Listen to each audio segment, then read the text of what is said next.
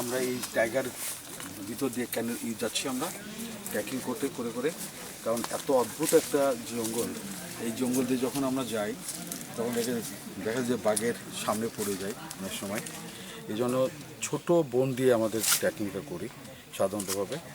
আমাদের সবাই এই 3 নম্বর হিল থেকে আমরা এসে এখন সামনে চলে যাচ্ছি আমরা হেতাল বনে, যেখানে বাঘ তার লিভিং রুম, এত সুন্দর একটা লিভিং রুম যে বাঘের ঘিরান একটা ঘিরান পাওয়া যাচ্ছে। এটা আসলে বাঘের ঘিরান।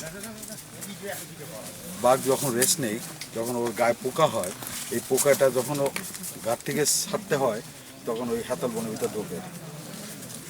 আসলে সুন্দরবনের সবচেয়ে মজা হলো যখন এই জঙ্গল ট্রেকিং করা হয়। অদ্ভুত এই বনটা, এটা গরান বন, এটা গরান গাছ। আপনারা সবাই গাছ চেনা দরকার, আপনারা সবাই গাছ চিনবেন। এটা গরান গাছ।